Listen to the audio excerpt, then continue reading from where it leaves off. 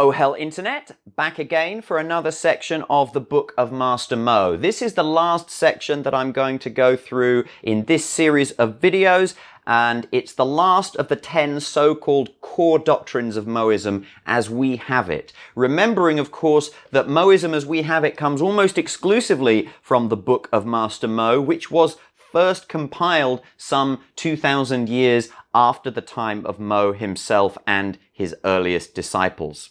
So section 35 or chapter 35 is called Against Fate, and 35.1 is just another paragraph, as Mo has started many of the chapters saying in previous times kings and dukes wished for order and they did not wish for disorder, and yet they get the reverse, and asking simply, why is this?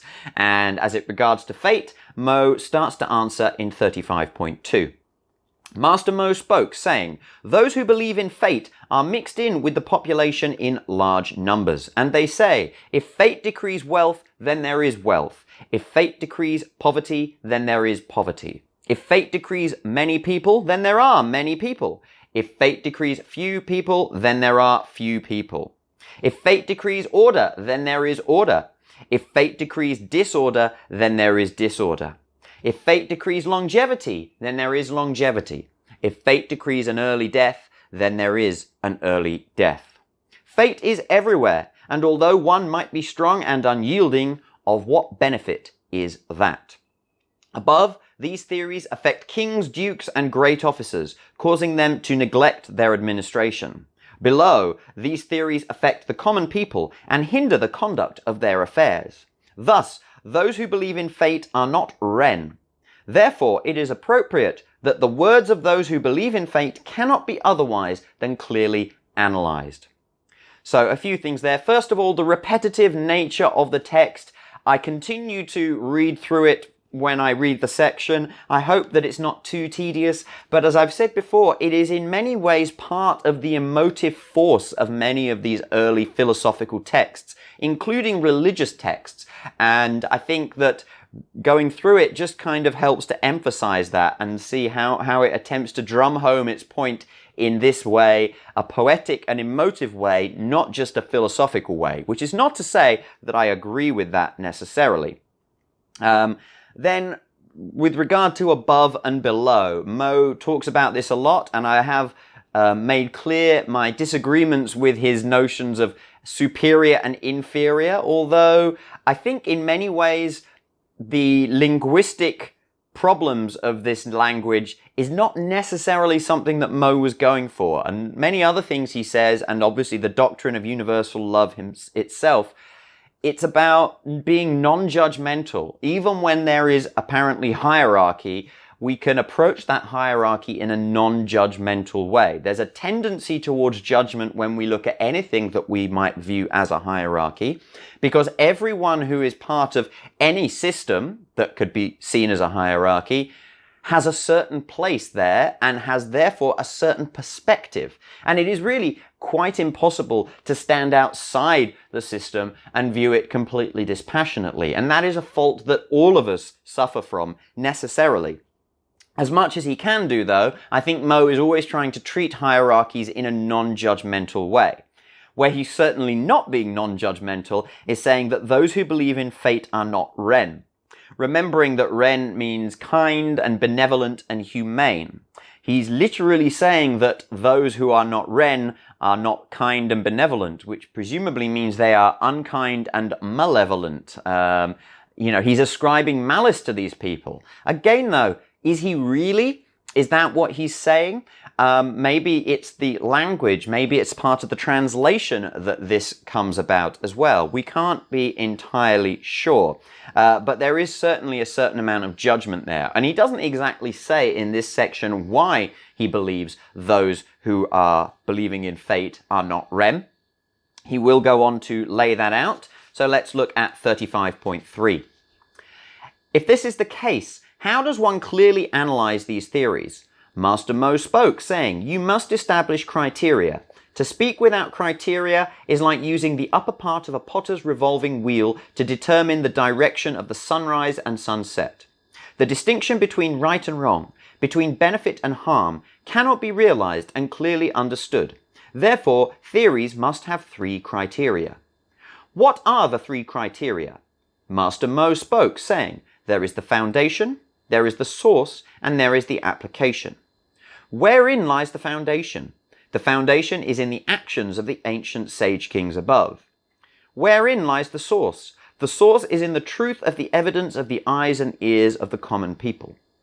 Wherein lies the application?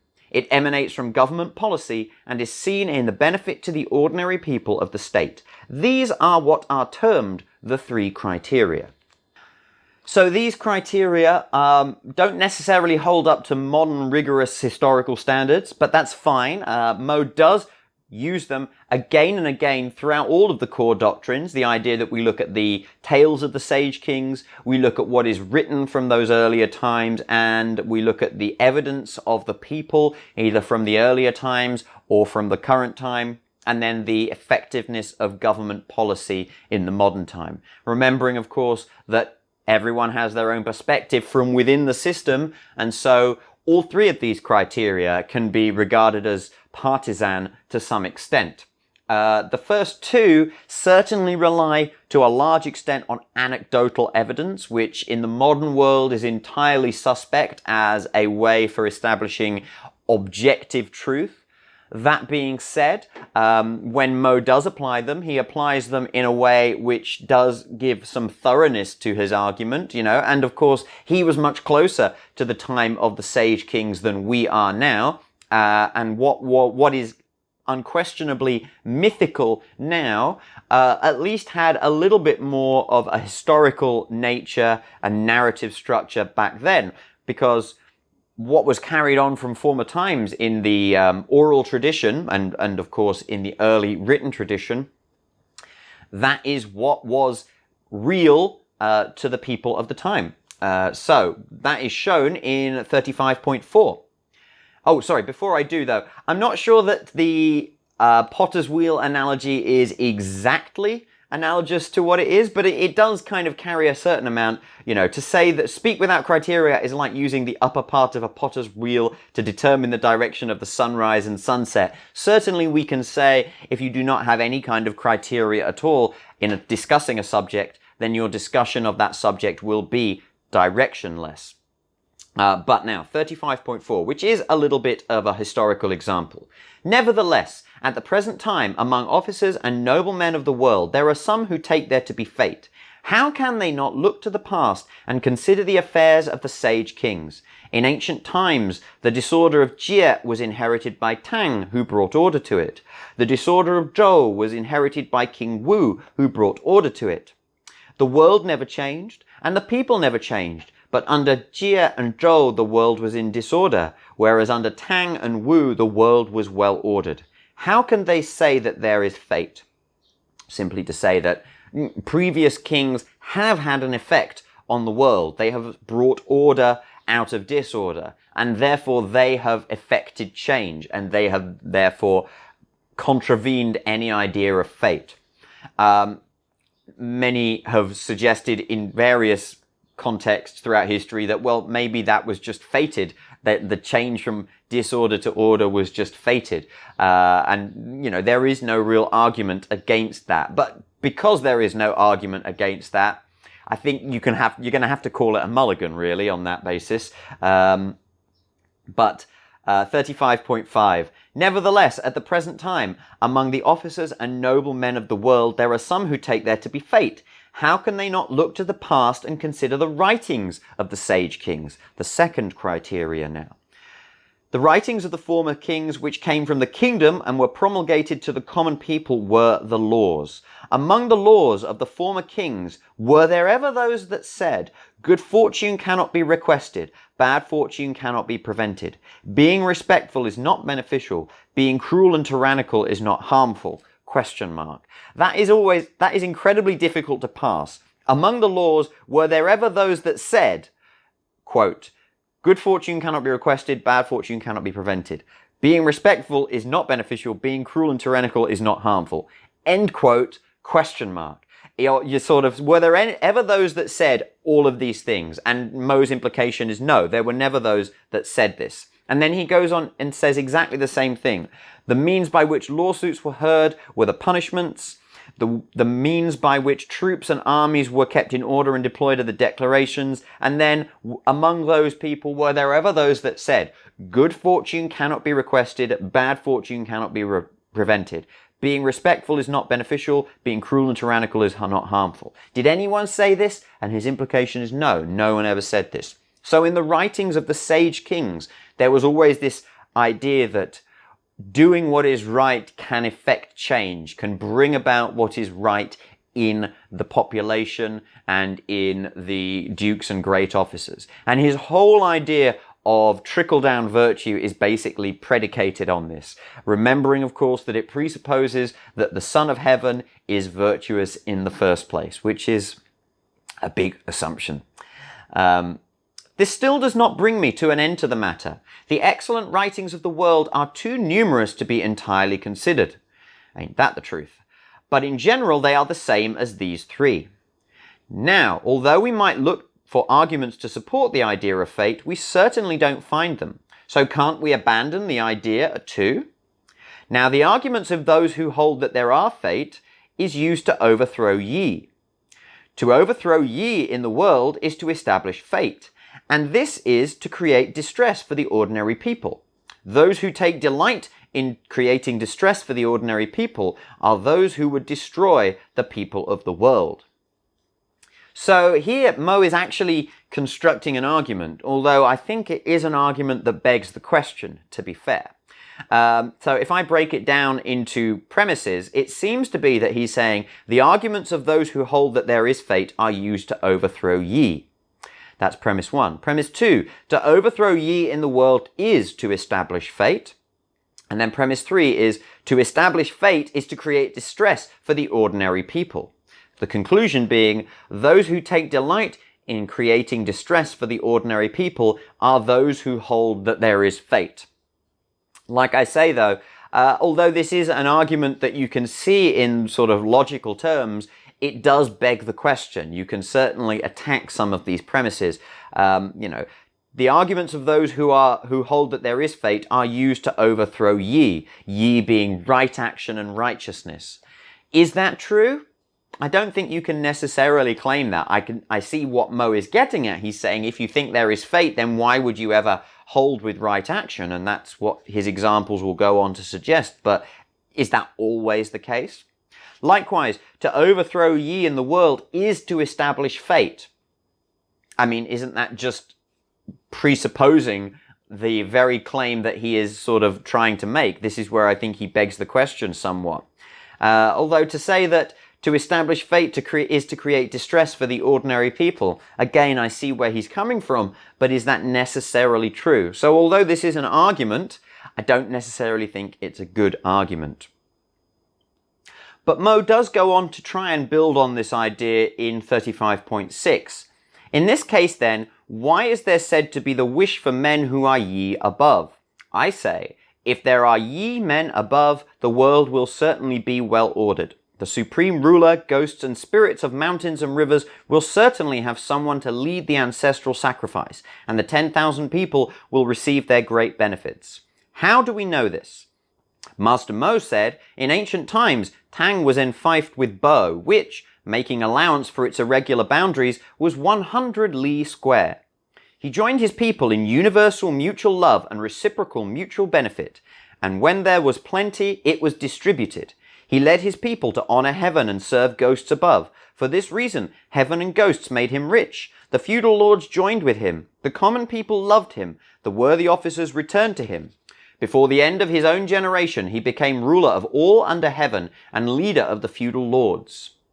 And then there's similar examples following that for the rest of this section. So this is just this idea, again, supporting trickle-down virtue, that if you have ye men above, then the idea of ye will follow all the way down to the lower levels, and the world or the state will be well ordered. Again, we don't have to agree with this to see that this is the idea that Mo is breaking out. I'm going to skip now to 35.7. This is why the sage kings of ancient times promulgated laws and issued decrees and established through them rewards and punishments to encourage worthiness. In this way, within the family there was filiality and compassion towards parents, and outside the family there was respect and love for the young and old of one's native place. In bearing, there was established practice. In entering and leaving, there was courtesy. And between men and women, there was the proper distinction. For this reason, when people were put in charge of administrative offices, they did not pilfer and steal, and when they were called on to defend the city, they did not betray it. When the ruler encountered difficulties, they were loyal to the death, and when he was forced to flee, they followed him. This is what those above rewarded and what the ordinary people praised. Yet, the arguments of those who hold there is fate say, whomever superiors reward undoubtedly fated to be rewarded. It is not that he is worthy and therefore is rewarded. Whomever superiors punished is undoubtedly fated to be punished. It is not that he is cruel and tyrannical and therefore punished. And then 35.8 simply lays out the converse of this. When there is bad rule from above, all of the negative things are reversed, and those who believe there is fate, that those who are punished still were just fated to be punished, and those who are rewarded were still fated to be rewarded.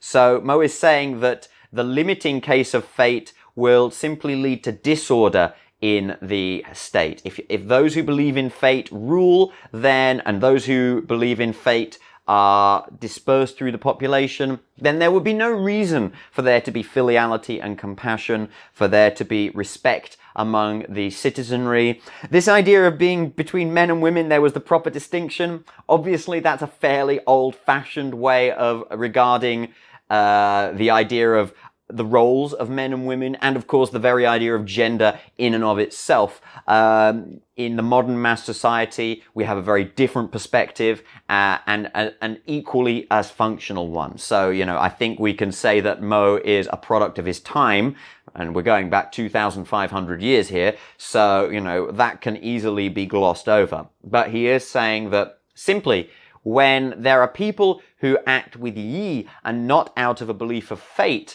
whether it be above or below, but of course for Mo it should start at the top and trickle down, then you get order in the state. And when there are those who do not act out of yi, but act out of a belief in fate, then nobody has a strong belief in the efficacy of the rewards and punishments, and there is disorder in the realm. So, 35.9. In this case then, how do we know that fatalism is the way of evil men? Strong words. Formerly, the poor people of earlier generations were covetous of drink and food and were indolent in the conduct of their affairs, so that the material for clothing and food was insufficient and the hardships of hunger and cold were extreme. But they did not know enough to say, "We are weak and unworthy, and not diligent in the conduct of affairs." Instead, they had to say, "Our fate has determined that we are poor." Formerly, the cruel and tyrannical kings of earlier generations could not restrain the desires of their eyes and ears, or the depravity in their hearts. They did not act in accordance with their parents, and so subsequently the kingdom was lost, and the altars of soil and grain were overturned. But they did not know enough to say, "I am weak and unworthy, and my conduct of government has not been good." Instead, they had to say, "It was surely my fate to lose the kingdom." So in the previous two sections, I think Mo was appealing to the third criteria in the macro scale. He was sort of saying, look, this is how, if you have people who are yi above, then you see how order promulgates down into the lower levels by the way that the system of rewards and punishments does function. And then if you have those who believe in fate at the top, those who are not, therefore yi, then the state dissolves into disorder as the system of rewards and punishments does not actually function as it is applied down through trickle-down virtue.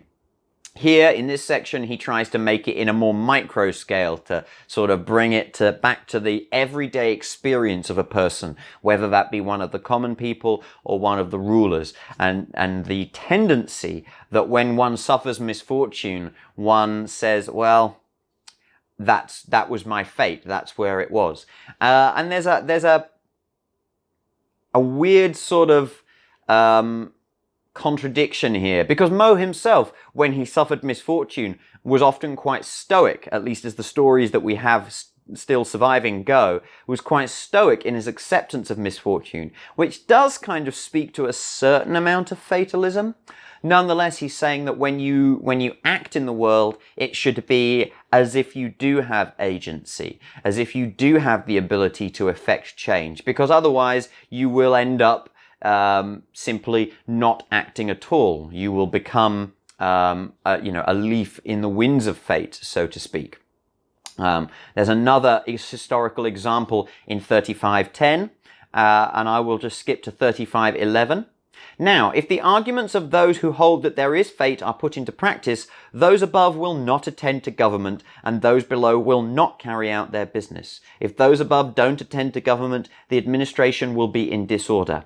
If those below don't carry out their business, materials for use will be insufficient. Those above will not have the means to provide the millet vessels and sweet wine to offer sacrifices to the Supreme Lord and ghosts and spirits. And those below will not have the means to provide stability for the world's worthy and capable officers. Without, there will not be the means to receive the visits of feudal lords, and within, there will not be the means to feed the hungry and clothe the cold, or to care for the old and feeble. Therefore, with regard to fate, it is of no benefit to heaven in the upper realm. It is of no benefit to spirits in the middle realm. It is of no benefit to people in the lower realm. The origins of inhuman theories and the ways of cruel and tyrannical men lie especially in strong adherence to these ideas. That last line is incredibly important, I think.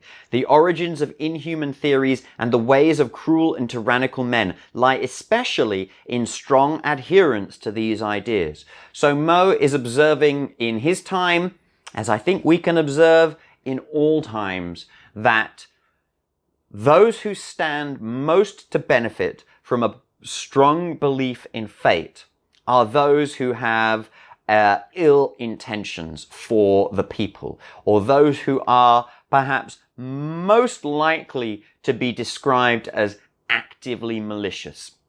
So, as I said at the outset of this chapter, I don't think that Mo really believes that those who believe in fate are, to a person, actively malicious. Although he says they are not Ren and they are not Yi, I don't think that follows that he believes they are all actively malicious. But those who are actively malicious, who do exist, those are the people who are best served by a widespread belief in fatalism. And this is at the root of objections to many, perhaps not necessarily explicitly fatalistic creeds, but those which are at least implicitly fatalistic.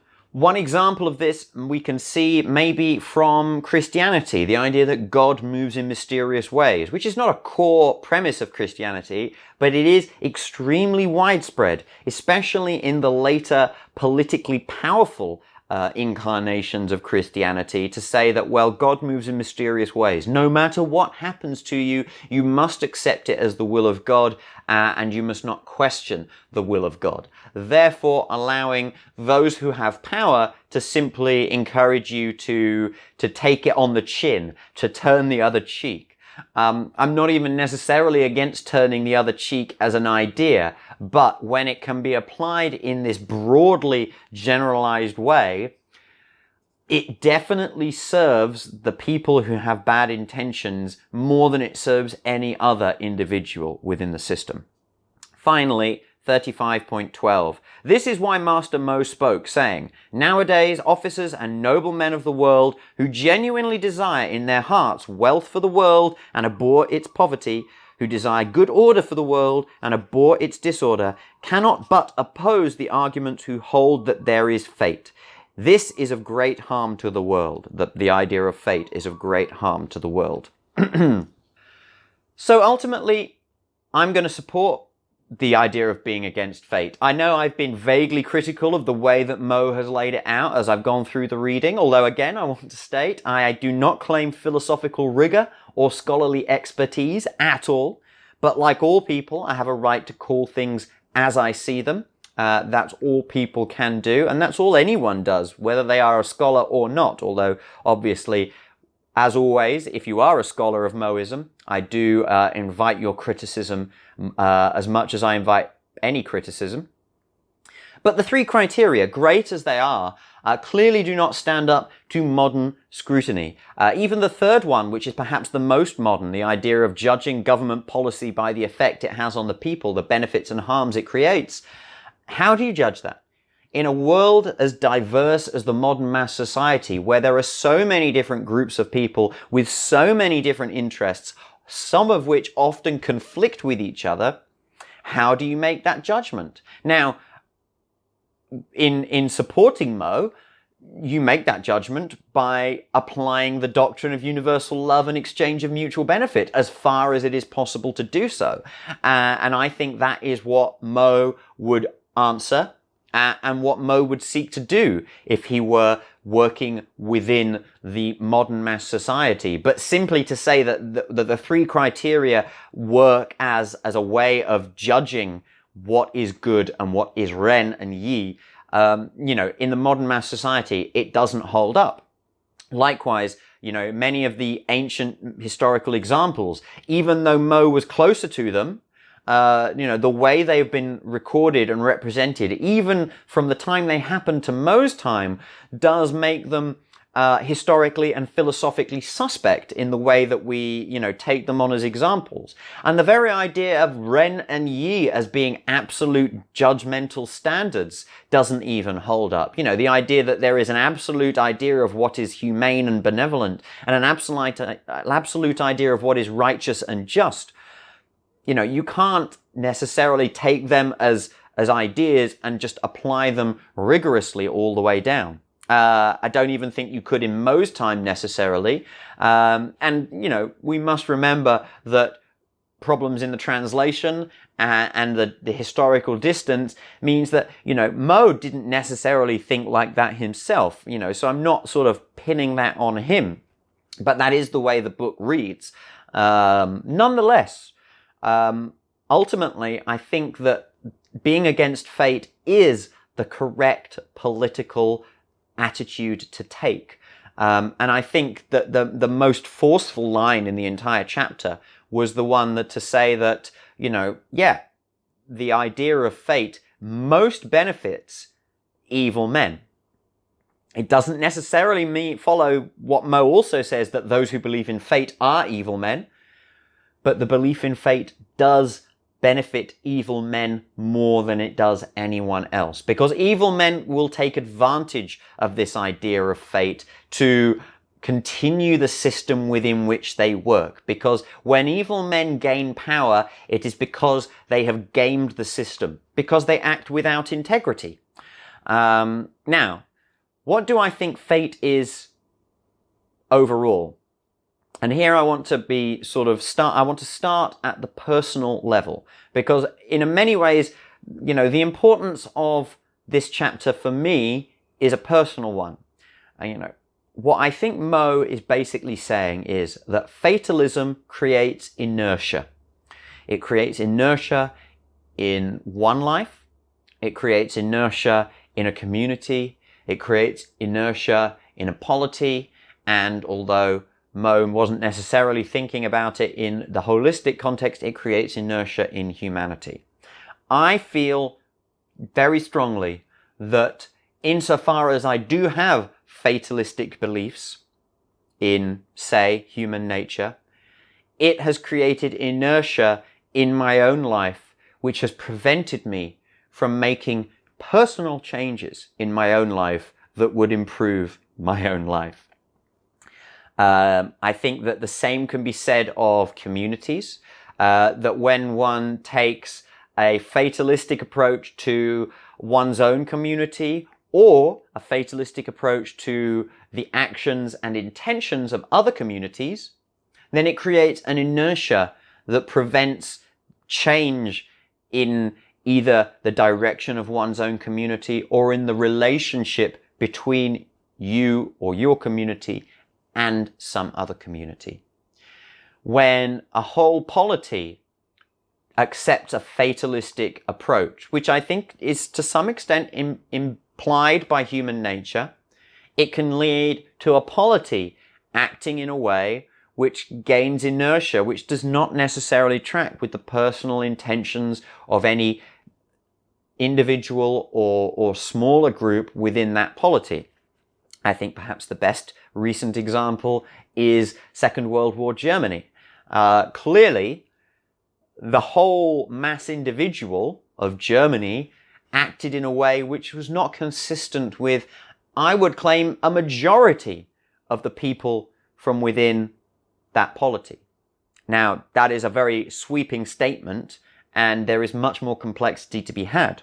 It might be true to say, and I don't claim truth here, but it could be true to say that the majority of Germans at Second World War Germany did hold some anti-Semitic beliefs. That could be true, and yet it's still not be true that they were on board with everything that the polity then went on to do. And just to avoid being too judgmental to Germans here, you know, if that is true, if that claim that I just suggested is true, it was most certainly true in a majority of Europeans at that time as well. And the same can be applied to the whole of humanity. You know, when there is a fatalistic belief in the way that history or humanity or world systems unfold, it creates an inertia which prevents action from being taken. And the best example here is the climate. Let me cut myself off there because I don't want to get hung up on one specific example. Let me just return to Mo's essential point to round up. Fatalism creates inertia in a system. Inertia in a system ultimately results in the system becoming inflexible, and this stands in the way of productive change, which will always be the case. There will always be productive change. However, in the short term, and being purely short-sighted, inertia does benefit those who only seek to manipulate the system to their own benefit, who do not need to be malicious actors, although malicious actors can find the most benefit from this process, which is why I think it is important that every individual acts against fatalism in their own life, but also in their community, their polity, and in the mass individual of humanity at large. And that is what I think Mo is getting at.